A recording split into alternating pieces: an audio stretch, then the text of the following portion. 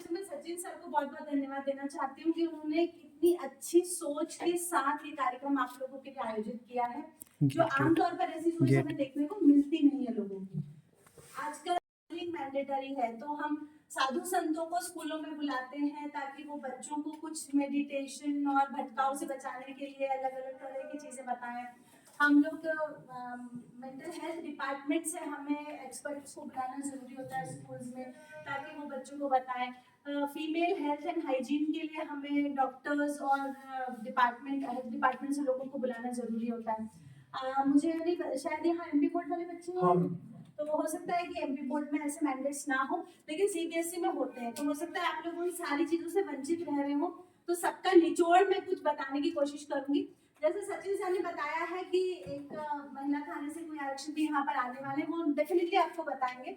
Bye the way cyber cell के से भी हमें मैंडेटरी है कि हमें साइबर क्राइम्स और फ्रॉड से बचाने के लिए बच्चों के लिए सेमिनार्स आयोजित करने पड़ते हैं।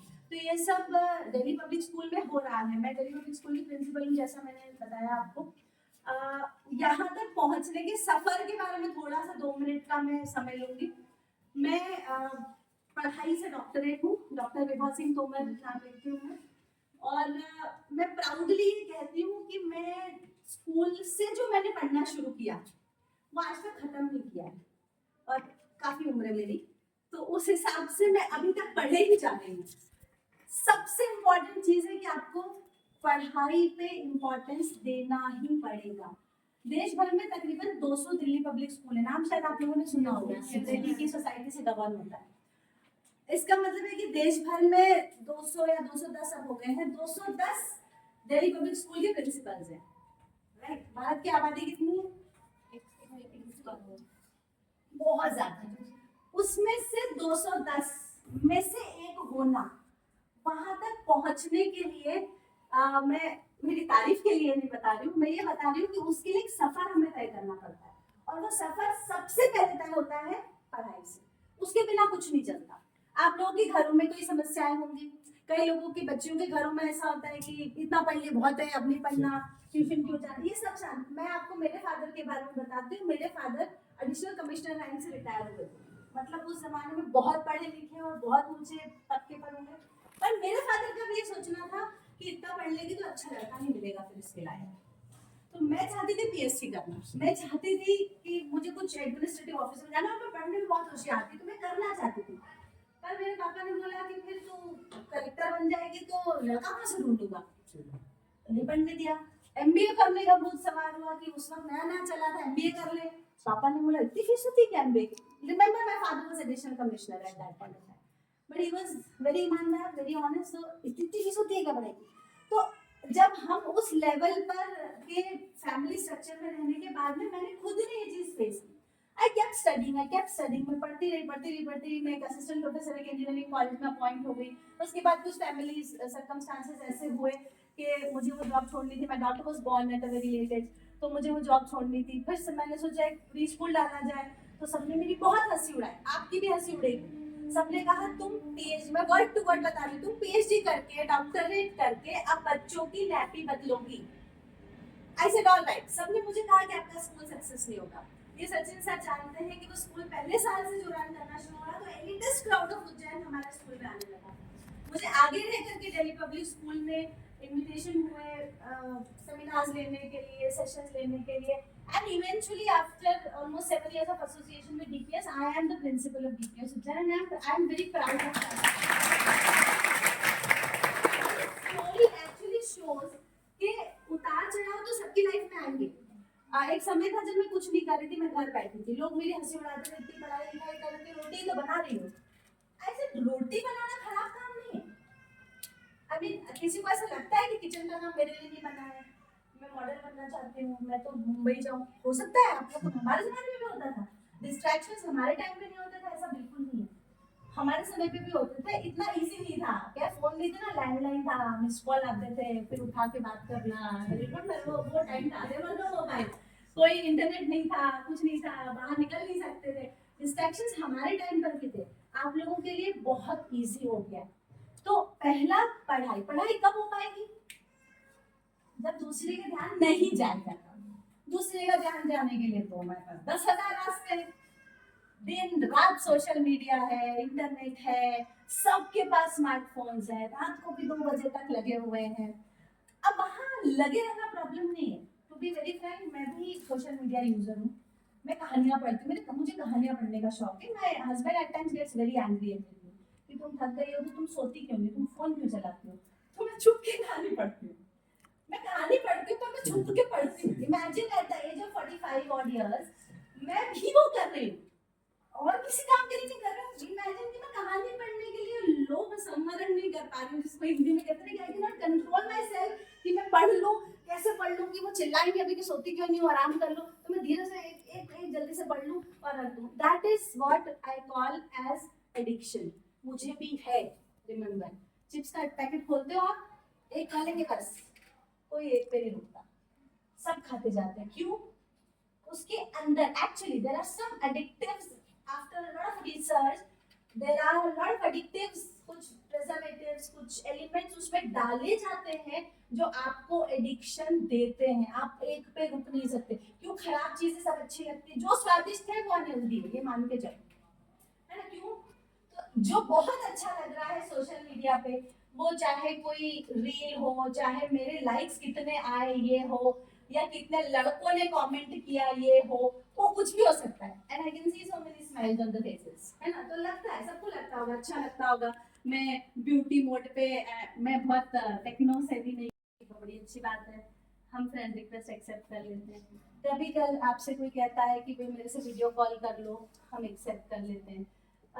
बहुत बड़ा जाल है, बहुत बड़ा डार्क वेब है, उससे बचो प्लीज। हालांकि वो जो साइबर से मैम आएंगी वो डेफिनेटली आपको इसके बारे में बताएंगी, लेकिन आप लोगों के स्कूल का मुझे नहीं पता, हमारे स्कूल में और कॉलेजेस में हम फेस करते हैं, बच्चों ने मीम ग्रुप्स बना रखे हैं।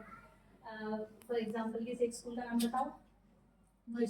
वर्जिन मेरी behind the curtain group, virgin मेरी ट्रूथ ग्रुप, वर्जिन मेरी सो एंड सो। उसमें क्या डालते हैं बच्चे? उसमें टीचरों का मजाक, प्रिंसिपल का मजाक, या ये उसके साथ दिखी थी बाजार में ऐसी वाली स्टोरीज, रील्स, ये हो रहा है। और आप लोगों को भी पता होगा, शायद सबके स्कूल्स में हो रहा है, कोई बोले ना बोले, दैट इज अ क्राइम। अगर किसी ने उस पर रिपोर्ट की तो आपका फोन। और अच्छा, मजे की बात क्या है, मुझे लगता है आप सब लोग 18 से नीचे हैं, तो आपके पास तो Insta, Facebook and online ID बनाने का आप बना ही नहीं सकते। इसका मतलब अपनी झूठी उम्र दिखा के बना रखी। क्या आप अपने नाम पे सिम खरीद सकते हो? तो इसका मतलब है कि जो कांड हमने हमारे फोन पे किए हैं वो मेरे पापा के, मम्मी के, बड़े भाई के नाम की सिम है। तो जाएगा बेचारा वो जेल जिस दिन कभी भगवान न करे कोई कार्रवाई। और हो रहा है, हमारे खुद के स्कूल में हो रहा है, हर जगह हो रहा है। साइबर इतना स्ट्रॉन्ग डिपार्टमेंट है, आपके सिम से उस पर्टिकुलर, आप चाहे दुनिया भर के वीपीएन लगा लो, दुनिया भर के आईपी एड्रेसेस चेंज कर लो, लेकिन आपका फोन ट्रैक हो जाता है, आपके सिम का नाम ट्रैक हो जाता है। जिस बंदे के नाम पर सिम है उस बंदे के ऊपर कार्रवाई होती है। वो बताएगा भाई मेरे पास में तो सिम ही नहीं है, ये तो मेरी बहन चलाती है, तो मेरा भाई चलाता है, और आपकी बहन और भाई जो है वो नाबालिग है, तो आप तो जेल भी नहीं जा सकते, बाल सुधारना ही जा सकते हैं केवल, वो मैडम ज्यादा अच्छे से बता पाएंगे। तो ये रिपरकशंस है। रिपरकशंस मतलब हिंदी में उसको कहते हैं कि उसका, I don't remember the correct, मेरे रिपरकशन मतलब कोई आप काम करते तो उसका आफ्टर इफेक्ट या उसका पलट के आपके ऊपर क्या आता है, दैट इज द रिपरकशन। तो ये हमारी गलतियों के रिपरकशन हो सकते हैं। आपकी गलतियों के रिपरकशन हो सकते हैं कि आप से कोई पैसा मांगने लगे ब्लैकमेल करके। सब फोर्ज है, चेहरा आपका दिख रहा है, आप हो नहीं। ये होता कैसे है? वीडियो कॉल से, व्हाट्सएप कॉल से, दिन रात पेपर्स में आता है। मेरे पास 3-4 फोन आ चुके हैं। अदर डे मेरे हस्बैंड के पास में 5-6 दिन पहले फोन आया था, वही कॉमन फोन कि आपका बेटा है, अच्छा आपका बेटा है क्या? तो अब हम समझ तो गए थे, हमने भी थोड़ा 15-20 मिनट उसके मजे लेके हाँ हाँ हाँ बताओ बताओ क्या हो गया है। तो मेरे हस्बैंड भी बिल्कुल इमोशनल हो गया, और मेरे बेटे को मत मारो, पीछे से एक बच्चा चिल्ला रहा है पापा बचा लो, ऐसा कर रहा है मेरे साथ। हमारा बेटा ही नहीं है, डिजिटल। और मेरे स्कूल की 2 टीचर्स के साथ में 3 लाख और 6 लाख का फ्रॉड हो चुका है, यूपीएस उज्जैन की 2 टीचर्स के साथ में। ये मैंने पर्सनली देखा है, और जब हमने देखा कि उनके साथ में ये हो रहा है, वो सब स्कूल में थे, वहां से हड़बड़ा के भागे। मैंने उनको समझाने की भी कोशिश की कि पहले लुक इनटू इट, क्या हो रहा है। तब तक तो उनके हस्बैंड ने घर से या जहाँ भी वो थे वहां से 4 हिस्सों में 3-3 लाख रुपए ट्रांसफर करके, वो पैसा कभी वापस नहीं आता, क्योंकि वो 3 लाख किसी एक के अकाउंट में नहीं जाता है। वो जो हमारे पास सेंटर वाले आते हैं ना, वो ये बात समझाते हैं ना आपको, उसका भी आप सोचते हो कि हम पुलिस में रिपोर्ट कर देंगे, उस 3 लाख रुपए में से 536 रुपए कश्मीर के किसी बैंक अकाउंट में गया होगा, किराए पे लिए हुआ अकाउंट, 2025 रुपए तमिलनाडु के किसी बैंक अकाउंट में होगा। तो यदि आपको क्लेम करना है तो आप उन जगहों पे जाके पेशी करनी पड़ेगी। क्या आप कर सकते हो? असंभव बात है। तो ये सभी के साथ हो रहा है, आपके साथ भी भगवान ना करे पर हो सकता है। तो इससे बचने का तरीका क्या है? सेफ रहो भाई, आपका व्हाट्सएप पे 2 स्टेप वेरिफिकेशन डाल के रखो, आपके टेलीग्राम पे 2 स्टेप वेरिफिकेशन डाल के रखो। सर शायद कुछ कहना चाह रहे हैं। Sorry to interrupt you. Ma'am, इन लोगों की प्रॉब्लम ये है कि ये सब एमपी बोर्ड के हैं, सब मिडिल क्लास फैमिली से हैं। इन लोगों की प्रॉब्लम ये है कि मैम, जब मुझे ये रियलाइज होता है कि यार ये बच्चा कैपेबल नहीं है, फीस अफोर्ड नहीं कर सकता मेरे यहाँ क्लास की, या फिर ये स्कूल नहीं जा पा रहा है ड्यू टू फाइनेंशियल कंडीशन, मैंने ऐसे कई सारे ऐसे क्लासेस में, आज मेरे पास में 30+ बच्चे हैं कोचिंग क्लासेस में, कई सारे बच्चे फ्री ऑफ कॉस्ट पढ़ रहे हैं विदाउट पैसे लिए। एजुकेशन देने के बावजूद भी जब इनको ऐसा लगता है कि हम नहीं पढ़ेंगे, तो मैं इनको समझाने की यही कोशिश करता हूँ, बेटा जब तुम्हें उड़ान भरनी है, प्रॉब्लम आ रही थी पैसे की, वो मैंने सॉल्व कर दी, अब उड़ो। आता है सर, मतलब मैम इनकी मेन प्रॉब्लम है, इनकी मेंटेलिटी बहुत छोटी, उड़ना नहीं, पढ़ना तो पड़ेगा बेटा, उड़ना। इनको ऐसा लगता है कि सर जैसी जिंदगी चल रही है चलने दो, इनको उड़ना नहीं है, बस सब कुछ करना, उड़ना नहीं। उड़ना इन द सेंस, अभी मैं इनको गवर्नमेंट जॉब के लिए इतना एनकरेज करता हूँ, ये आज सब उन सब चीजों को छोटा समझ रहे हैं और बहकना बहुत ज्यादा आसान है। तो मैं आपसे बस ये चाह रहा था कि इनको थोड़ा सा आप एक ये भी गाइडेंस बता दें कि कैसे हमें अपनी मेंटेलिटी थोड़ी सी बढ़ानी है, कैसे सोच बढ़ानी है, क्योंकि हर एक व्यक्ति जिसको स्कूल में भले से नंबर कम आए हों, हम किसी व्यक्ति को नंबर पे जज नहीं कर सकते, किसी की मार्कशीट पे जज नहीं कर सकते, वो एक दिन बहुत कुछ अच्छा कर सकता है, बट ये है कि आपकी डिटर्मिनेशन अच्छे होना चाहिए। आपके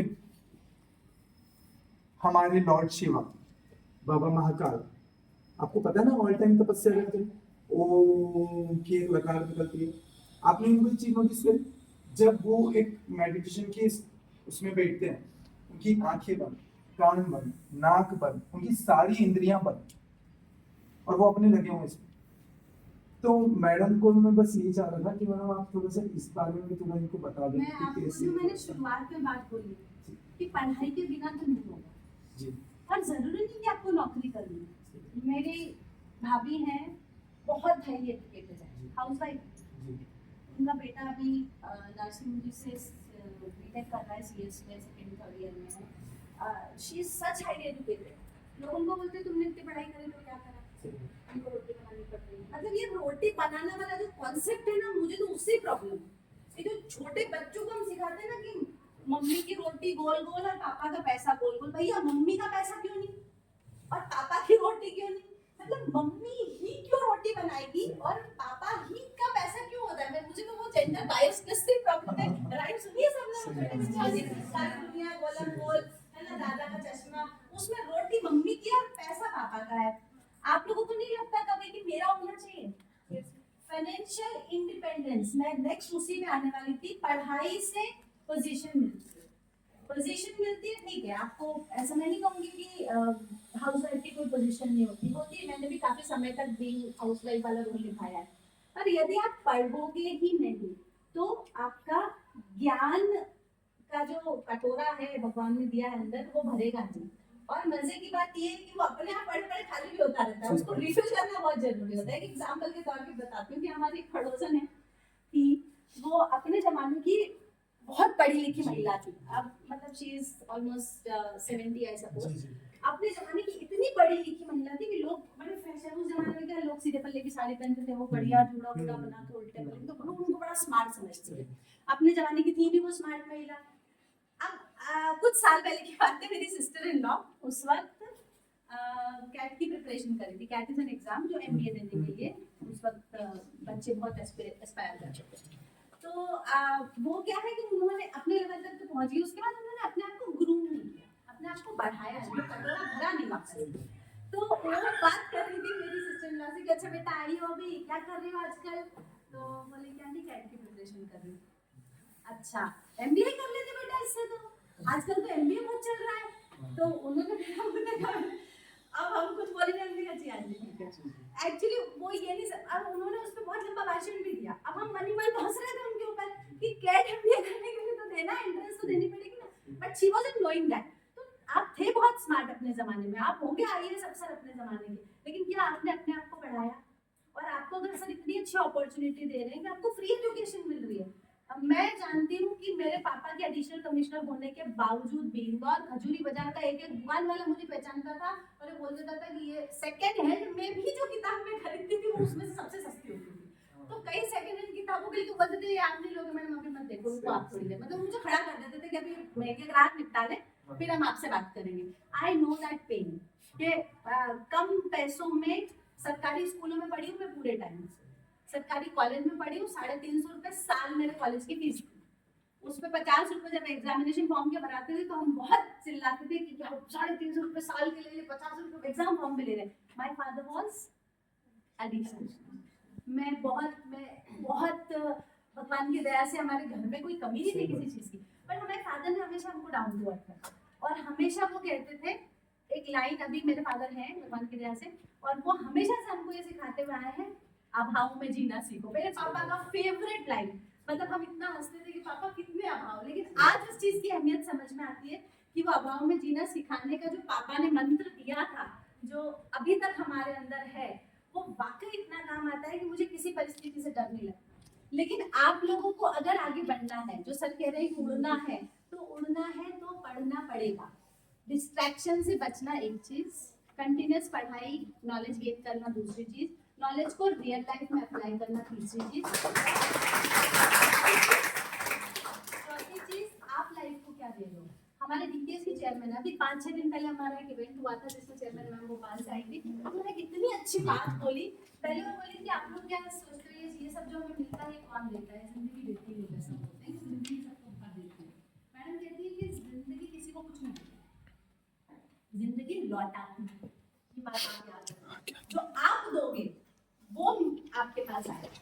आपके पास होना चाहिए ना देने के लिए। मैंने आपसे बोला कि एक कटोरी शक्कर दे दो, तो आपके पास होगी तो ही आप मुझे एक कटोरी शक्कर दोगी ना। मैं पड़ोसी के पास गई, मेरे घर में शक्कर खत्म हुई, एक कटोरी शक्कर दे दो, उसके घर में होगी तो वो दे देंगे। फिर जब मैं उसको 2 दिन बाद वो देने जाऊंगी तो वो मैं लौटाऊंगी। तो आप जो जिंदगी को दोगे, जिंदगी वो आपको लौटाएगी। सर अगर आपको फ्री एजुकेशन दे रहे हैं, एक सेवा कर रहे हैं या कोई भला कर रहे हैं, तो जिंदगी उनका भला करेगी। आज नहीं करेगी, कल करेगी, परसों करेगी, या अभी 1 घंटे में कर देगी, that is not a thing, but जिंदगी लौटाती। मुझे इतनी अच्छी उनकी बात लगी। उस दिन रात में मेरी बेटी 11 साल की, उसको आकर के मैंने ये बातें बताई, मेरा मुंह देखती थी थोड़ी देर तक, तो उसके लेवल से थोड़ी ऊपर हो रही थी, लेकिन फिर मैंने उसको समझाया इन्हीं कुछ एग्जाम्पल से। तो जिंदगी लौटाती है। आप क्या दे रहे हैं? क्या आप अपना सिंसियरिटी सर को दे रहे हैं? क्या आप अपना डेडिकेशन सर को या जिंदगी को ही सर को दे रहे हैं? मतलब कि मैं पढ़ रही हूँ तो मैं दे रही हूँ ना, ये वो डेडिकेशन आपको मिलेगा, वापस आता है। ये बिल्कुल आप लिख करके रख लीजिए, आपको जो आप लाइफ को देने चाहेंगे, और उसके लिए आपके पास पैसा होगा आप पैसा दोगे, आपके पास प्यार होगा आप प्यार दोगे, आपके पास में पढ़ाई होगी आप पढ़ाई आगे बढ़ाओगे, आपके पास में ज्ञान होगा आप ज्ञान दोगे। और अगर नहीं है और नहीं दे पा रहे हो तो क्या करना पड़ेगा? फिर अक्वायर करो ना, अपना कटोरा भरो। वो भरने के लिए, कटोरा रिफिल करने के लिए सर हेल्प कर ही रहे हैं आपकी, आपके पेरेंट्स आपको भेज रहे हैं। कितने जमाने की लड़कियां हैं जो कुछ नहीं कर पाती थी पहले, आज आप लोगों के पास अपॉर्चुनिटी है। और क्या नहीं कर रही है लड़कियां हमारे, मतलब अगर मैं डीपीएस की बात करूं तो मेरे ख्याल है आउट ऑफ 210 और DPSS, the principals of more than 185 schools DPSS are females. और हमारे नीचे काम कर रहे हैं 100-100, 200, 400 लोग, और हम गवर्न कर रहे हैं उनको। तो आप नहीं कर सकते। मैं अगर कर सकती हूँ, मेरे फादर की मेंटालिटी, जो उसको मेंटालिटी का है या सोशल प्रेशर था जो भी कहे, मैंने आपको बताया। उसके बाद अगर मैं कर रही हूँ, इतने ब्रेक्स अप्स एंड डाउन्स के बाद अगर मैं कर रही हूँ, तो आप भी कर सकते हैं।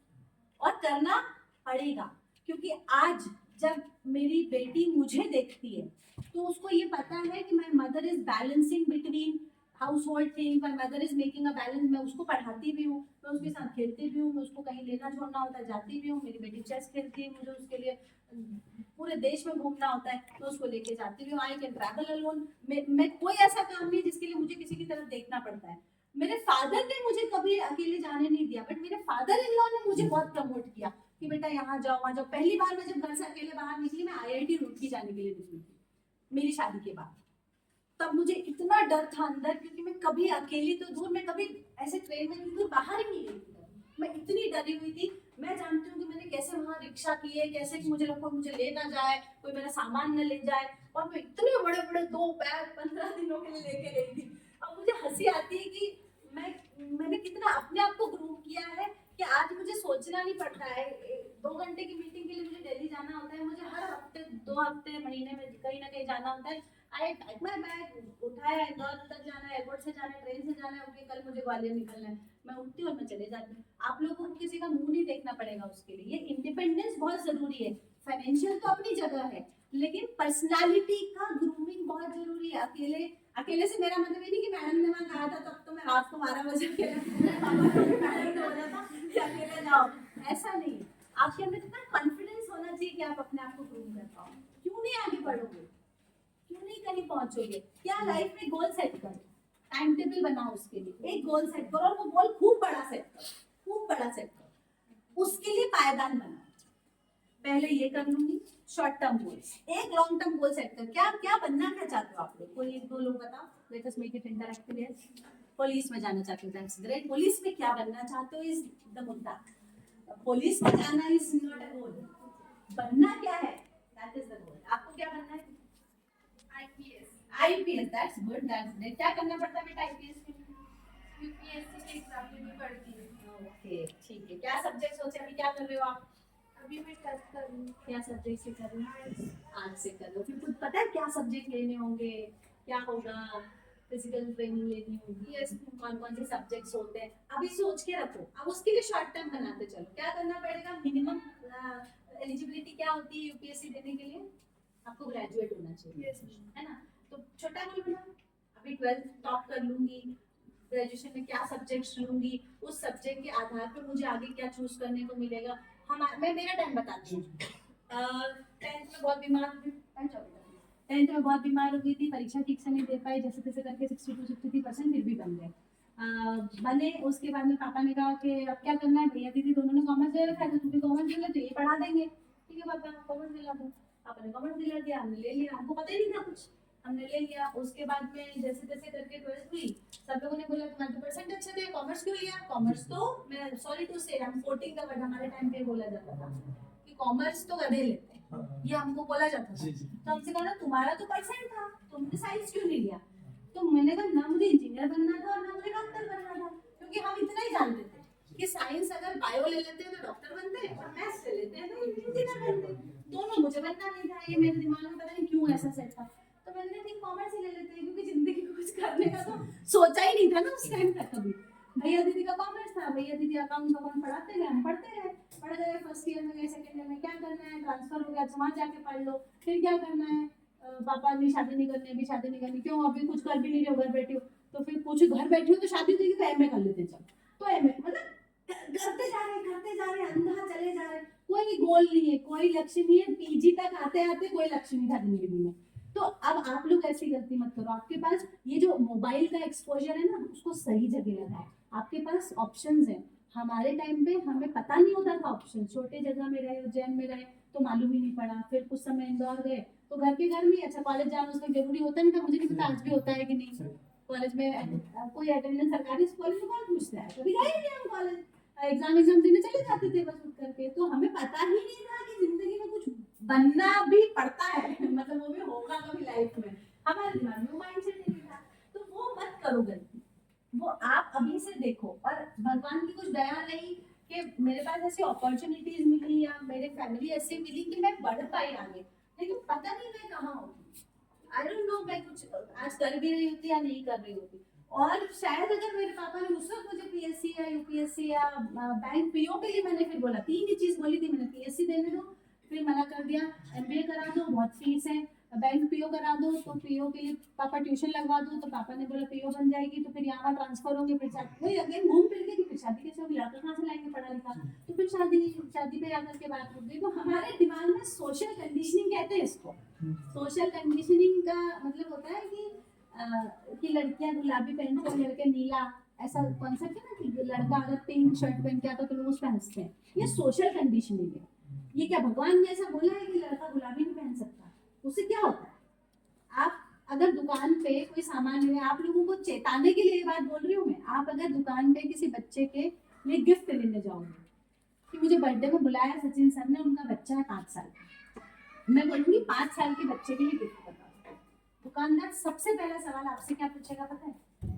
पापा है कि बेबी है?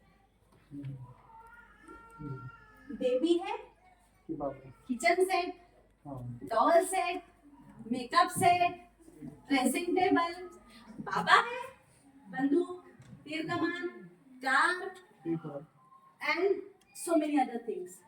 मतलब मारने पीटने वाली चीजें, एवेंजर्स फलाना दिखाना होता है। कभी किसी ने एक्सपीरियंस किया? तो तुम लोग क्या केवल ये मेकअप और यही से के लिए नहीं बनी हो? ये आज की जमाने में ये सोच उसको बदलो। मतलब मुझे इतना बुरा लगता है जब मेरी बेटी कहीं पार्टी में जाती है, वहाँ के जो रिटर्न गिफ्ट मिलते हैं, रिटर्न गिफ्ट का बड़ा बेवकूफाना सा चलन है। ये खुद भी 2 बिल लेके भी आओ साथ में, और बच्चे उसको अपना हक समझते हैं रिटर्न गिफ्ट मिला। तो अगर छतरी मिल रही है तो छतरी मेरी लड़की को गुलाबी और बार्बी और प्रिंसेस और फ्रोजन वाली मिलेगी, और लड़का है तो उसको स्पाइडरमैन और आयरन मैन और सो एंड सो कैरेक्टर्स वाला मिलेगा। तो भाई अगर मेरी लड़की स्पाइडरमैन की छतरी लगा लेगी तो उसमें प्रॉब्लम क्या है? तो कोई दिक्कत नहीं है। My daughter is a die hard fan of Marvel Avengers, मतलब वो पागल है एवेंजर्स के पीछे। उसके पास झोला भर के आयरन मैन और सो एंड सो जाने कितने टॉयज हैं। लोग बोलते हैं कि ये क्यों दिला दिया इसको? अरे उसको पसंद है, वो डॉल से भी खेलती है, वो किचन सेट से भी खेलती है, वो एवेंजर से भी खेलती है। आपको क्या, आपका क्या जा रहा है? मैं मतलब मन तो मेरा ऐसा था कि तुम्हारा क्या जा रहा है? खेलने से तुमसे पैसे लेके दिला रही हूँ क्या? फिर मुझे गुस्सा आने लगता है। आप लोग उस सोच को आगे मत बढ़ाओ, बिल्कुल भी मत बढ़ाओ। वो मूवी देखी है शाहरुख खान वाली, चक दे इंडिया? सबने देखी है? जब लड़कियों का मैच लड़कों से होता है, सीन याद है वो वाला?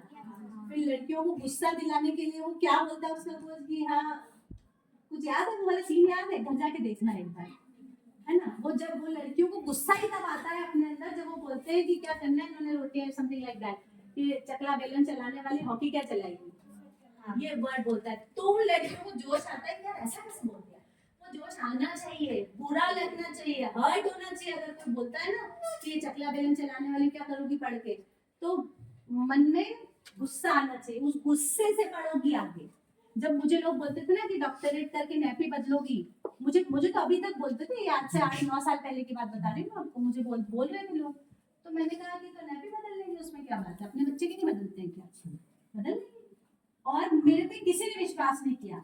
मुझसे एक सज्जन ने ये बात कही थी, मैं नाम उनका नहीं लूंगी, आप लोगों के सर्कल में भी आप जानते होंगे, बड़े रिनोन्ड पर्सन है। उन्होंने कहा था, मैं बाय द वे उनके यहाँ पर, क्योंकि मैं उस वक्त कुछ नहीं कर रही थी, my daughter was born as I said, मैंने जॉब छोड़ दी थी, तो मैं बैंकिंग वगैरह के कुछ क्लासेस लेने के लिए जाती थी, इंग्लिश पढ़ाने के लिए वहाँ पर टाइम पास, क्योंकि मैं घबरा जाती थी घर पे कि पूरे जिंदगी नौकरी की और अब एकदम घर में बंद हूँ, तो 1-8 घंटा हफ्ते में 2-3 दिन चली जाती थी।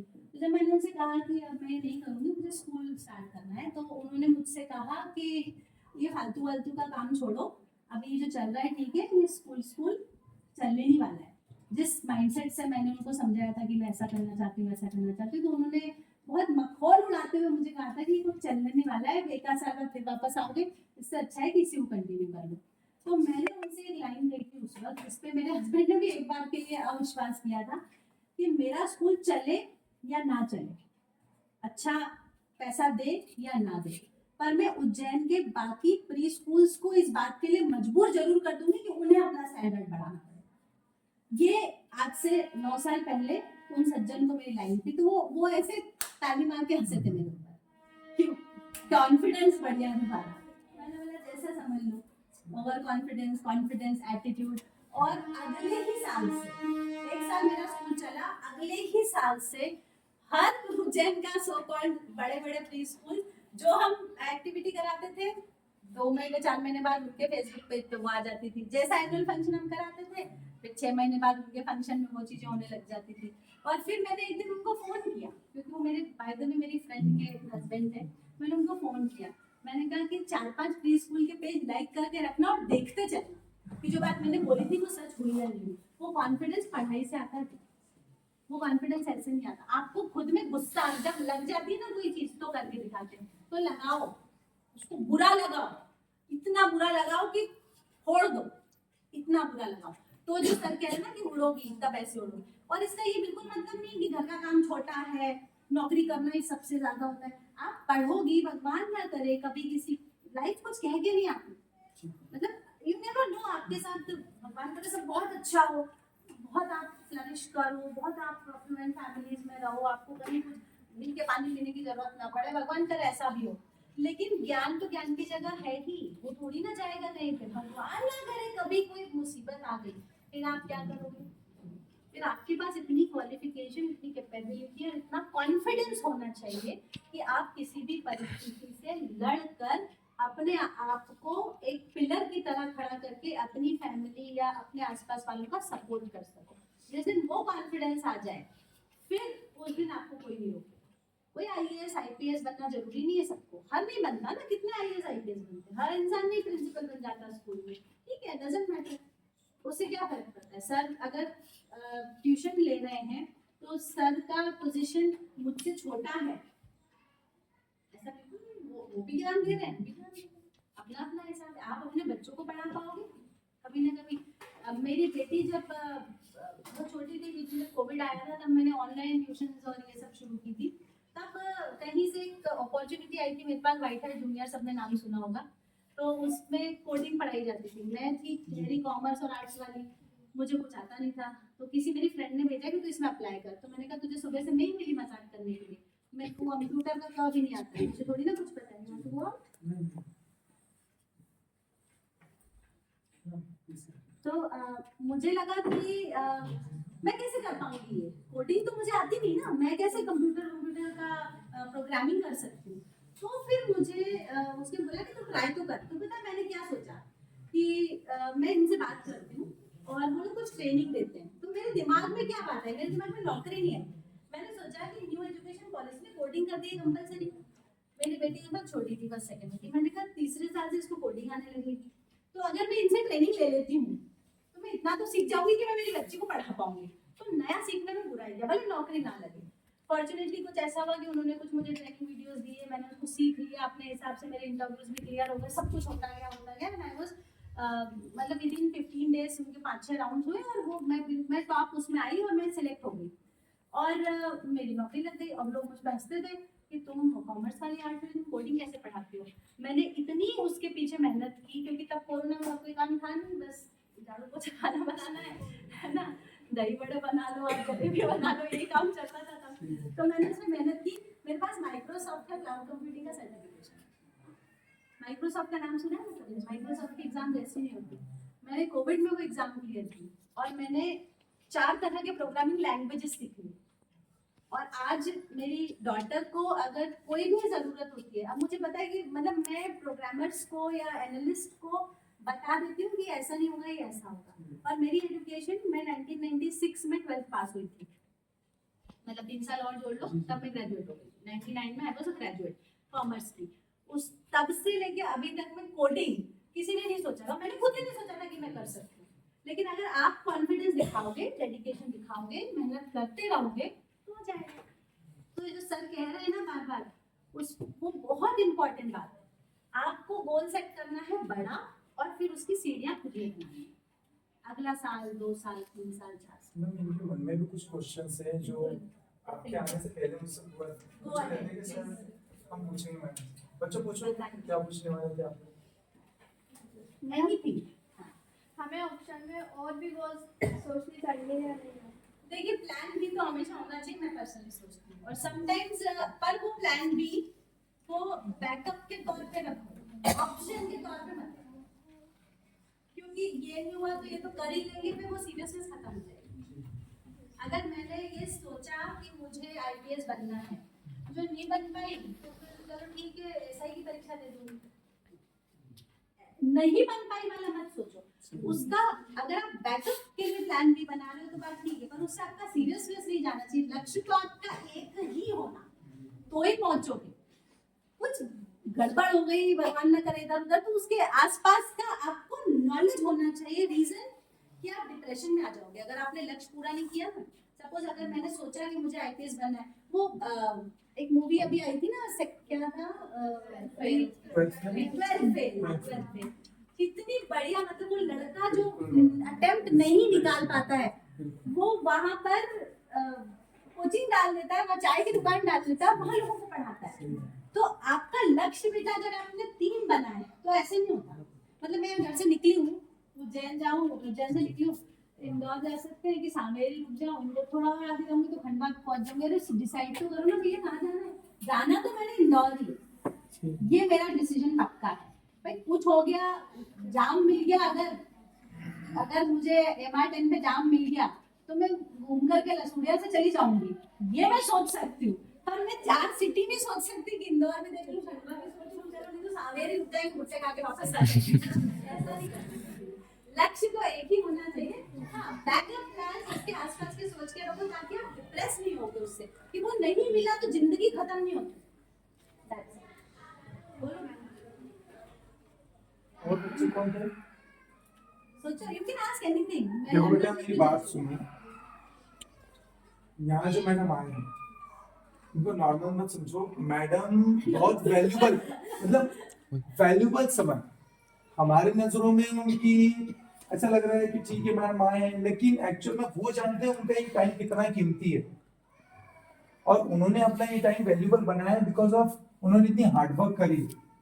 उनका 1 घंटा भी मेरे को बहुत यहाँ पे खड़े रह के बहुत बाय हार्ट ऐसा लग रहा है कि यार मैडम कितना मुश्किल से, मैडम कितना अर्जेंट है, मतलब कितना समय दे रहे हैं, कितना समय दे रहे हैं अपने बच्चों को। अदरवाइज ये समय उनका इतना ही इम्पोर्टेंट है, बहुत ज्यादा, क्योंकि संडे वीक में एक ही बार आता है और बहुत सारे काम हम संडे को ही खत्म करते हैं, तो बड़े मुश्किल से समय लेकर आए हैं। 3 हफ्तों से मुझे संडे मिला ही नहीं। जी जी जी, अगले तो वही मैं संडे बता में मिलेगा, उसके अगले में नहीं मिलेगा। अभी हमारी एक कलेक्टर साहब से मीटिंग है, तो पहले हमें इंदौर निकलना था ना, तो उन्होंने 2 बजे के आसपास हमको बुलाया है, प्रिंसिपल्स की मीटिंग है। तो कुछ ना कुछ आपका समय बनाओ ना इतना वैल्यूएबल कि आपको डायरी देखनी पड़े। सही बात, बना लो अपना, आपको मजा आ जाएगा, टेलिंग में मजा आ जाएगा और आप रह नहीं पाओगे फिर वो जो भूख होती है ना उसके बिना रह नहीं पाओगे। आप पूछ सकते हो, कुछ भी पूछ सकते हो, कोई जज नहीं करेगा आपको।